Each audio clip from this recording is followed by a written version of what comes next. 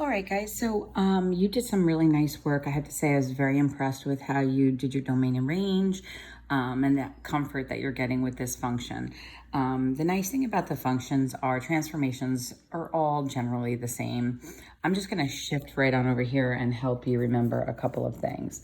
So when we have a function, and it can be f of x or it can be y for output, right? And we can have different initial intercepts here, but let's just go with the 1 for a second. So you're going to have a times b raised to the x, all right? And this is often what you see. You'll just see the base raised to the x. And it's your job to understand that that a is a 1, therefore the y-intercept is a 1. Okay, so let's just kind of sketch this guy for a minute.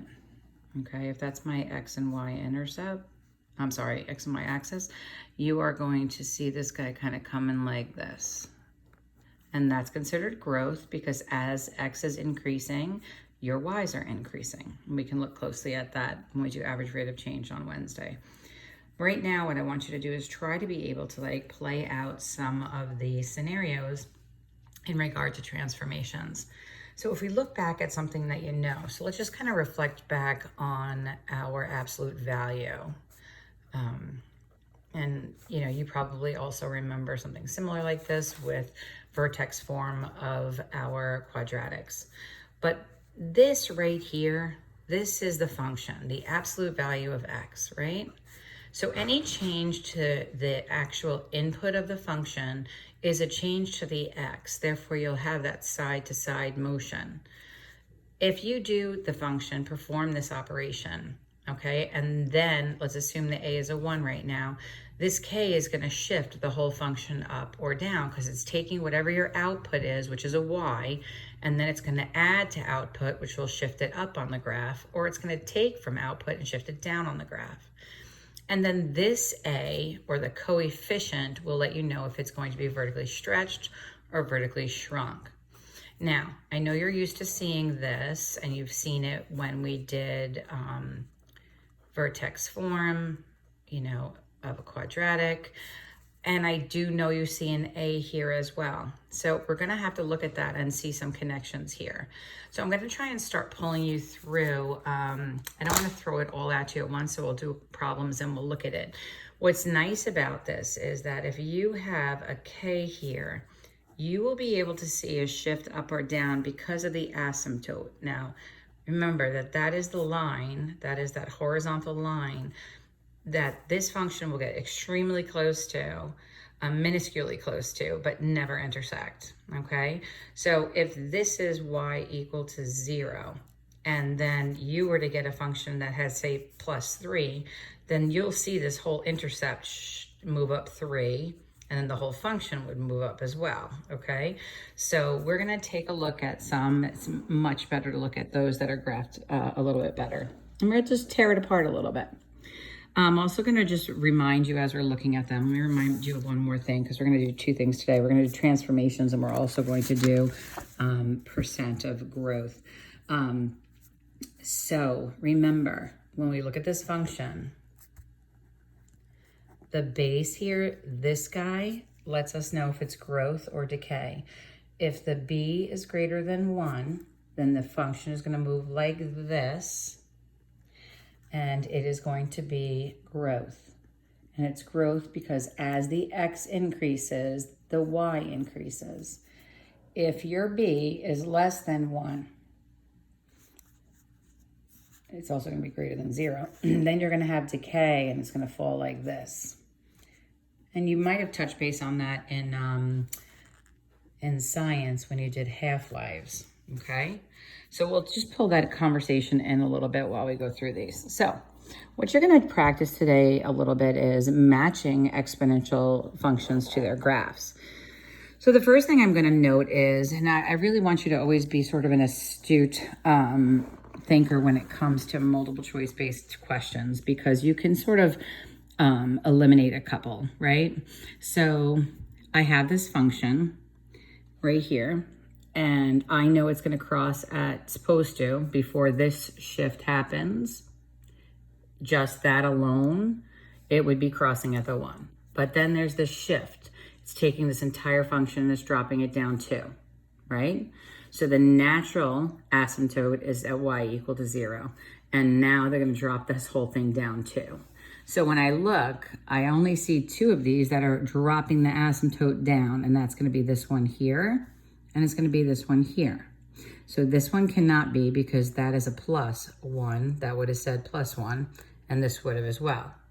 Now I've got these 2, and one of them is decaying this way, and one of them has actually been inverted or reflected in the x-axis. If you remember from your transformations, we only reflect in the x-axis if we have a negated output, and we don't have a negated output. So for this one, this is our answer.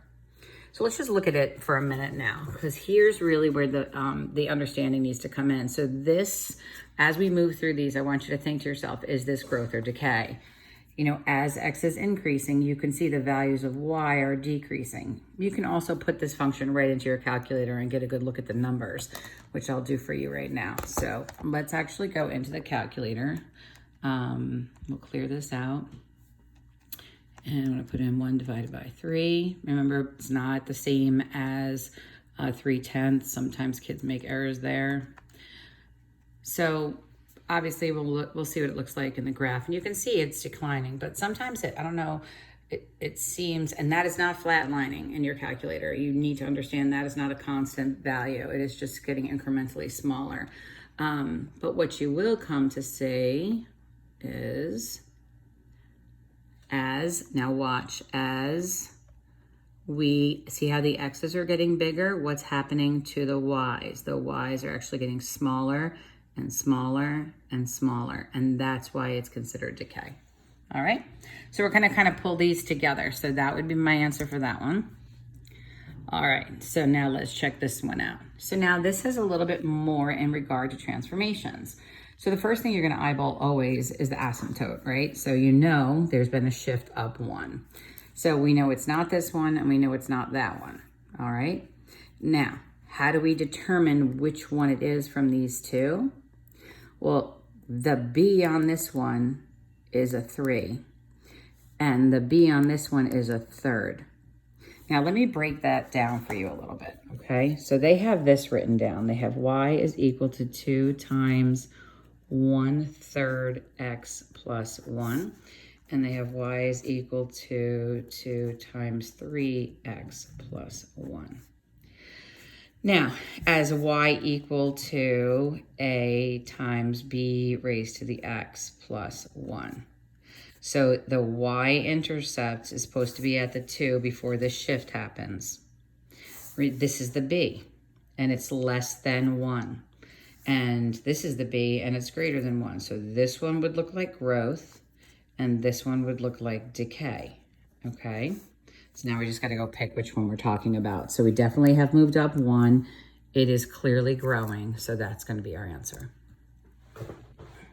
All right, so then you can just start to cruise along a little bit. So when we look at this, we know it's exponential because it's being raised to the x.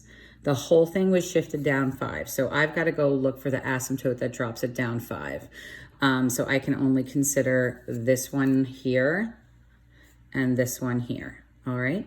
These other ones have asymptotes that are raised up 5, so that's not going to work.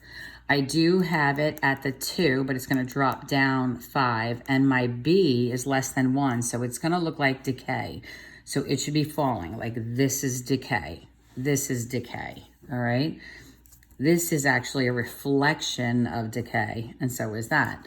So we don't have any x negative function here, so we know it's not reflected in the x-axis. So we are looking at this, and like when you really look closely at these numbers, you can really see the necessary growth. So this is our answer, okay? And that is actually decay. All right, now you decide. You can stop the video if you have to. All right, let's take a look.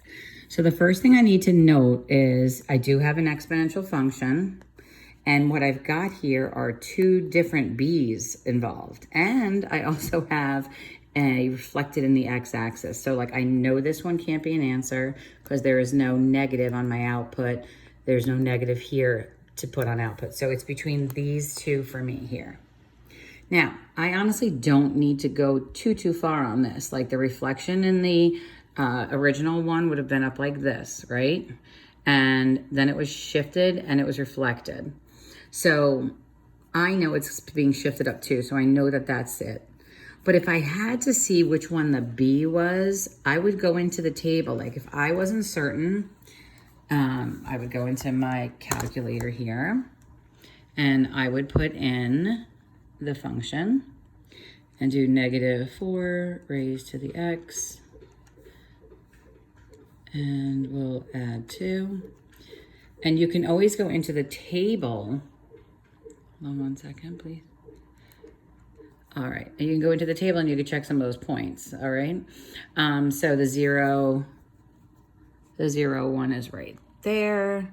The 1, -2 is right there, and you can sort of compare it like that, okay?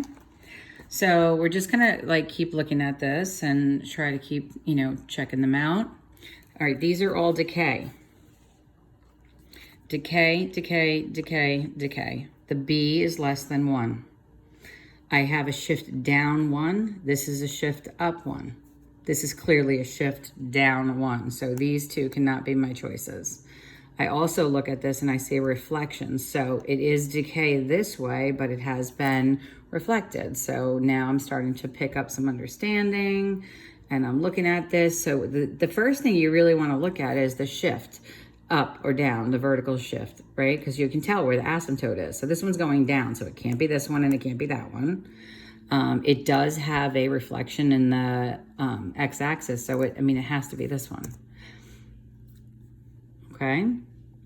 So, but now what we're gonna start to see is, or we're gonna start to focus on, is the actual growth and decay of it all.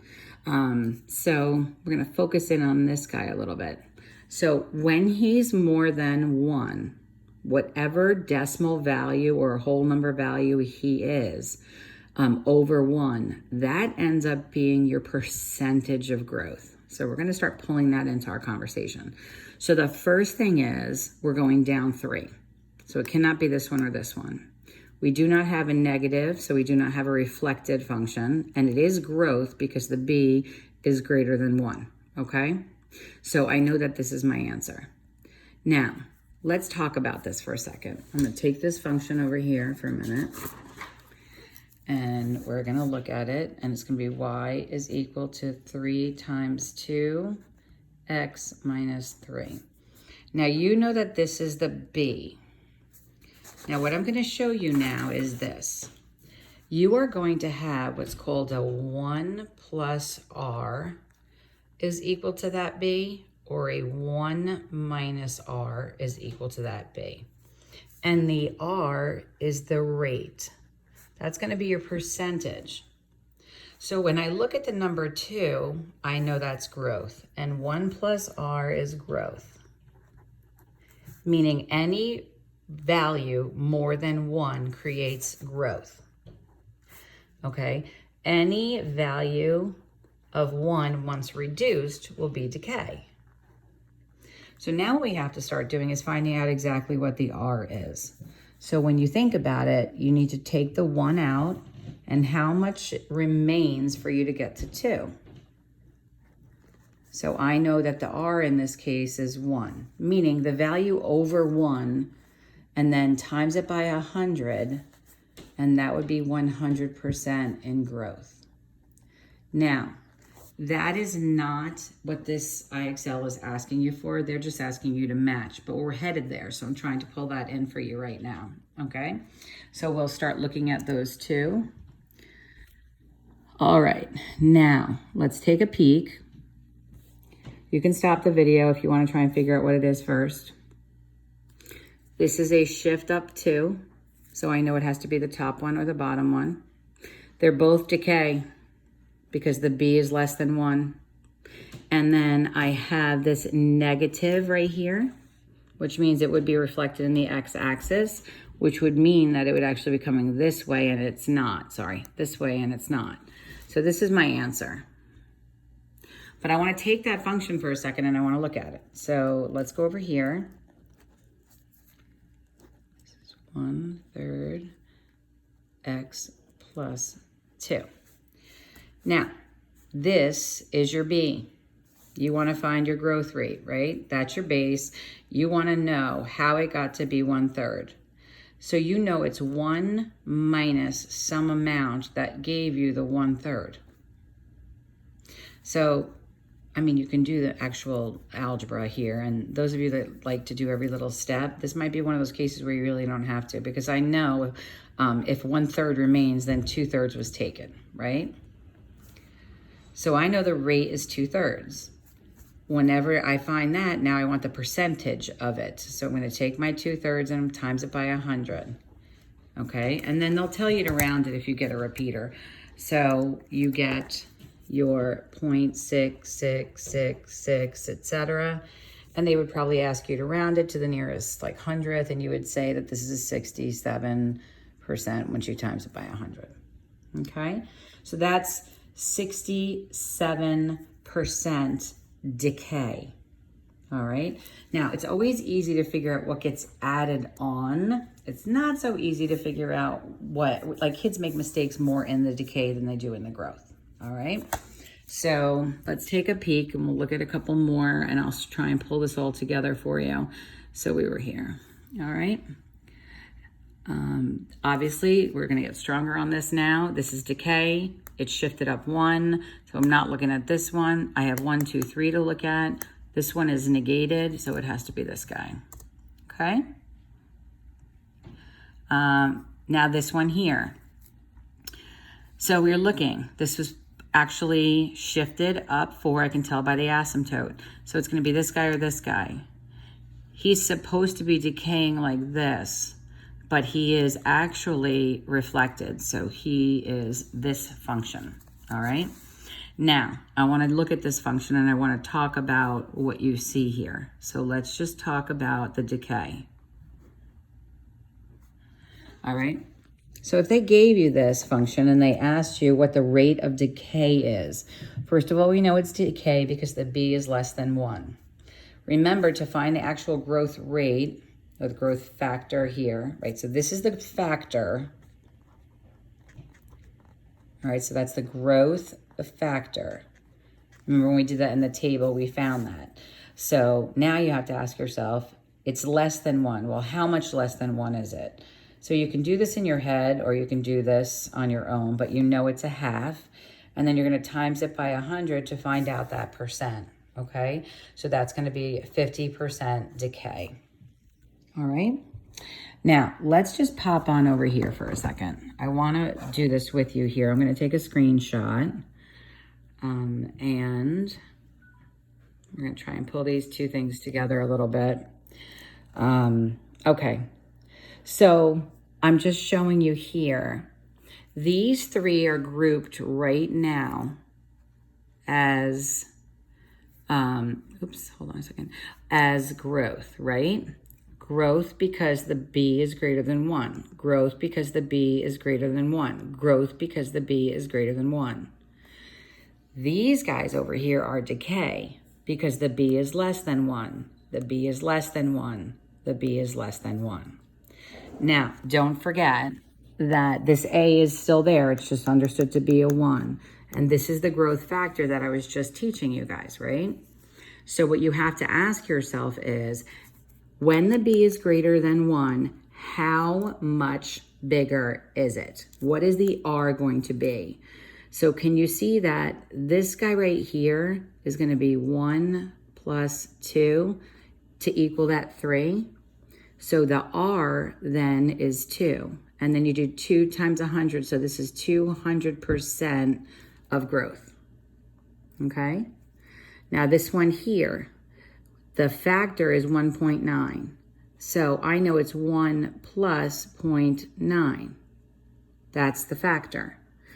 Then I take the r and I times it by 100. So 0.9 times 100, this is 90% in growth. This guy here, he's literally 2/10 more. The R then is 0.2 times the R times 100, and you get 20% of growth. All right? Now, this is where kids have a harder time, all right? Because what they're doing here is they have to figure out what this R is. They want to call it 90% growth or 90% decay, and that's not true. It is 1 minus that R, which gave you 0.9. So the R in this case is 0.1. So when you times it by 100, you get 100%. I'm sorry, 10%, excuse me. My brain just went someplace for a second. That'd be 10% decay, okay?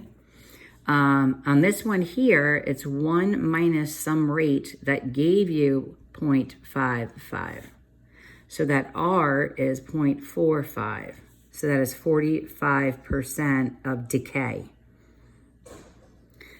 This last one here, try and stop the video here and try and figure it out yourself and start again.